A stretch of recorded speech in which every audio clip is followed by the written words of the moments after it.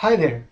In the last two episodes, I talked about the concept of IR, the international relations, the state of the discipline in developing countries, especially South Asia, and then I also discussed about the career prospects of IR studies, not only for students but also for professionals from several other fields.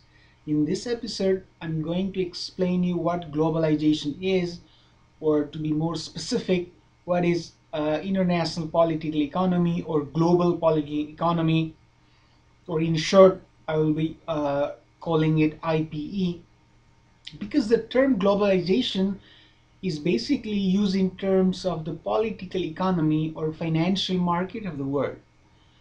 One of the reasons I chose IPE in this episode is that this field strides both international economics and international politics. It would not be correct though if we only talk about international dimension. Domestic or national political and economic dimension are equally significant. Anyway, my point is, if you remember, I explained you about the interdisciplinary approach of IR. So this IPE discussion will give you a very clear idea about what does the interdisciplinary approach mean, how IR itself is an interdisciplinary field. And this lecture will also give you a clear idea about how different perspectives and theories scholars apply to analyze and interpret the world.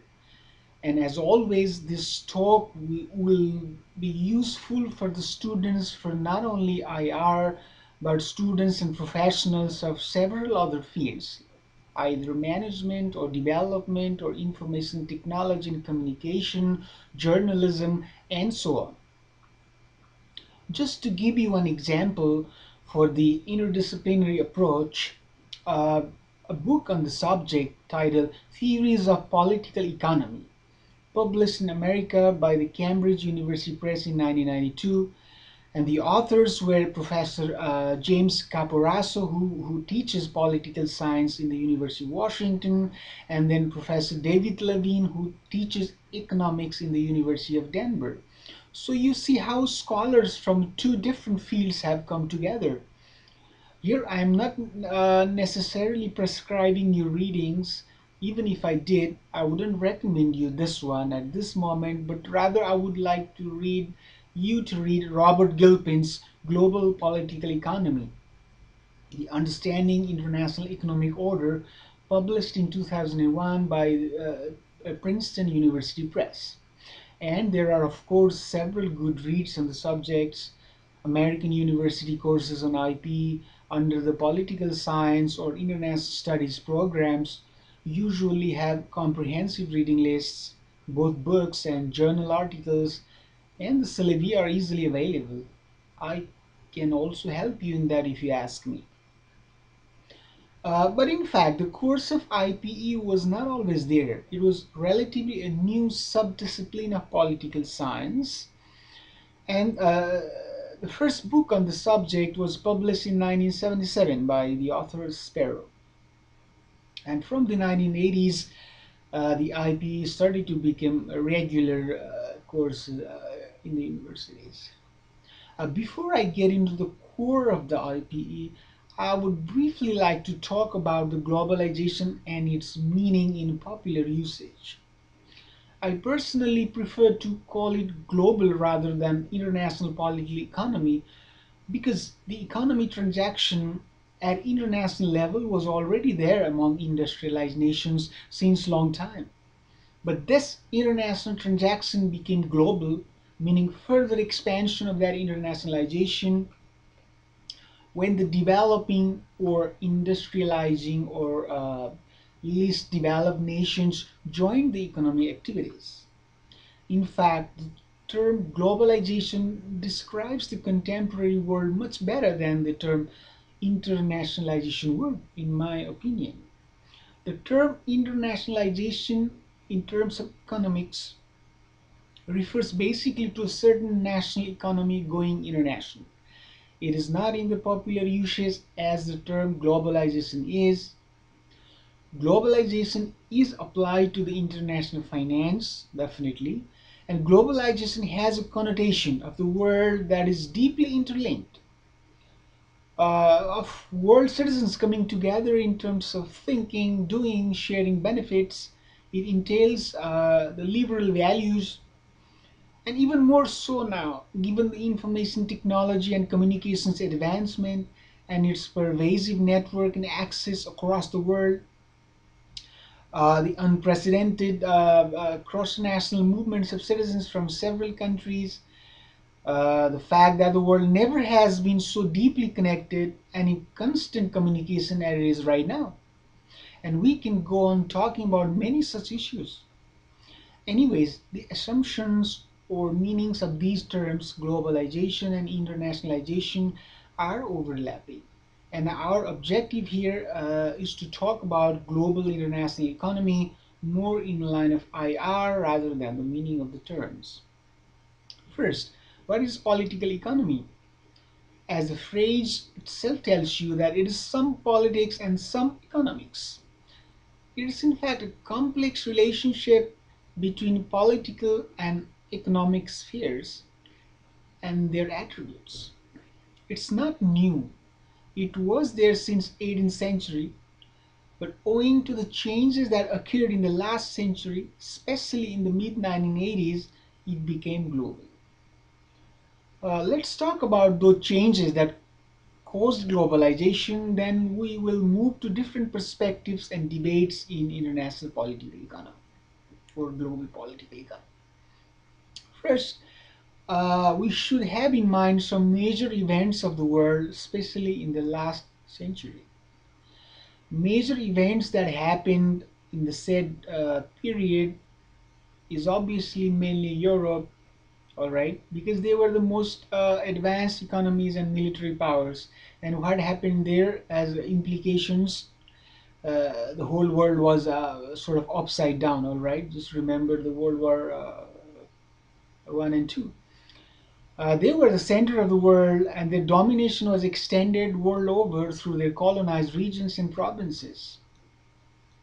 Here it's important that I give you a brief explanation of the world history so that you will understand well how the world system changed its form and shape and how power centers moved from one place to another and how so many new countries emerged in our recent history. So just give you a picture in terms of the growth rate in the United Nations membership of states. There were 51 original members in 1945, 159 members in 1990, and by 2011 there were 193 members. South Sudan being the last joining state. Uh, and how that happened? Because of the World War One, World War Two, the end of the Soviet Union, many countries who were under the domination of certain power centers became independent. New nations were formed.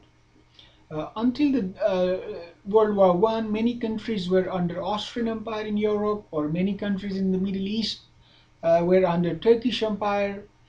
Uh, Similarly, World War Two left Great Britain very weak and started losing its colonies around the world because the colonies themselves started to revolt against the British domination, or other colonies, French colonies or Portuguese colonies.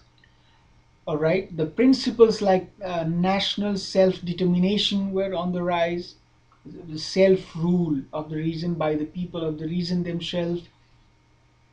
So then the wave of decolonization brought many new nations to the world community. Just think of South Asia, India, Pakistan, Bangladesh, Sri Lanka, or French colony like Djibouti and so on in Africa, or the Portuguese colonies there, and so on.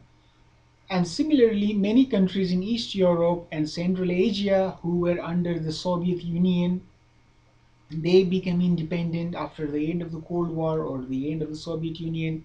All right. So now many nations emerged, but of course they needed to develop. All right. They needed to increase the trade and commerce. They were concerned about the well-being of the citizens as well. So basically, there were different ideas, two different ideas in terms of international trade and commerce. All right, mainly either through import substitution or export-led growth. The import substitution means that you put barrier on foreign goods flows and you make your own goods for your own market. But at the same time, you perhaps try to sell your goods to other markets. It's the belief that only this way a nation and its people could prosper, because you make goods, you have industries, your people have jobs, and you're protected by the outsiders. Just think of the Prime Minister Nehru's India. He applied similar policies. Even in the United States of America during the crisis of the 1930s, the same kind of thinking prevailed, many argue. All right. However, such policies did not bring growth as desired. Rather, it was too slow, if any. And leaders and economists realized that export-led growth with less barriers against each other will produce faster growth. There were opportunities at the international level, not only in national level. So even in America, it's only when American manufacturers realized there were opportunities in the international market, they changed their protectionist policies, nationalistic policies, to free trade policies. And there were trade negotiations going on to that end. All right, just think of the the GATT, the General Agreement of Trade and Tariffs. We will be discussing that in detail later in some other episodes. So coming back to our topic, in the second half of the last century, all right, the 20th century, since the 1950s, the trade barriers in industrialized countries like the US or others came down hugely from 40%, 40, to 6% only. And then such system led to an increase in efficiency and bring more international investments. In the 1960s and the 70s, international trade grew substantially. Similarly, deregulation, meaning less control by the governments on economic matters, and privatizations, governments are giving away their ownership, letting private firms to take up businesses and services. And this approach opened more national economies to the international market. So in the 1980s, the MNCs, the multinational companies, increasingly integrated many national economies. So this increasing international trade had a huge impact on international political and economic affairs. And after the end of the Cold War, even more impetus was there because smaller economies and nations uh, actively participated in international market. And there were, even though initially most MNCs, the multinationals, were Americans, even multinational from other countries joined joined the activities. Competition grew further, all right, because in the 80s and the 90s, the East Asian, Southeast Asian industrializing nations and some others moved from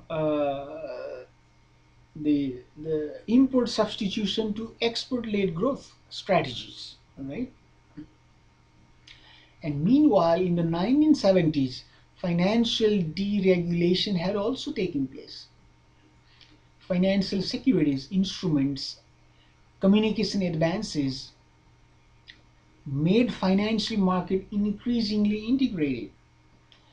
This resulted into a huge foreign currency transactions in trade, for instance. The currency trade reached a whooping $1.5 trillion per day in 1990s. If you compare this to the figure of goods and services, it was only $25 billion per day.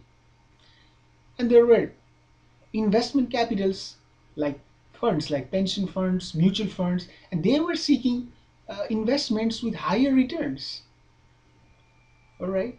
So as risk taking increased, There were increasingly more transaction of financial instruments, derivatives, and all that. Uh, by the way, if you are not sure what derivatives are, these are financial instruments. These are contracts. These contracts themselves have no values, but it's a contract between buyer and seller for certain business or assets. All right, so they agree. One doesn't want to take risk, and the buyer wants to take risk. So they make a contract at a certain price after a certain period of time. So eventually, the financial market became so big that it surpassed the global economy itself. In the 1990s, the value of the financial market reached $360 trillion, right? Uh, but of course, risk was extremely high because the financial markets it basically runs through speculations, currency speculations, all right, high risk financial securities and instruments. Basically, transactions are based upon speculation in financial markets. Uh, so, because of that, even the governments at times sort of fall prey to these speculations. There were crises in Europe in 1990s because of the currency speculation. All right. Uh, well, other countries had to adjust their monetary policies vis-a-vis the Deutschmark in Germany. There were crises in Asia that started from Thailand, and in 2008, recently, we had a huge historic economic and financial crisis. We all are still feeling the pain of that crisis, all right, because the housing market that went down in the US and the financial market that was so deeply connected with the housing market, it all started to crumble.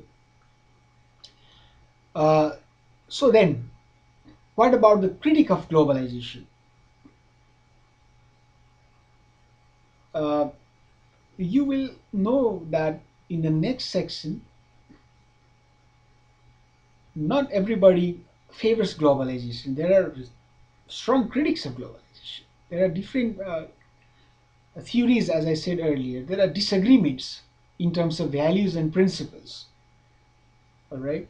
So, in the next episode, I'll explain you about perspectives like economic liberalism, neo-Marxist perspectives, nationalism or mercantilism, and some discussions about classical and neoclassical economies and so on. Then you'll have more clear picture about the discipline of subdiscipline about international political economy.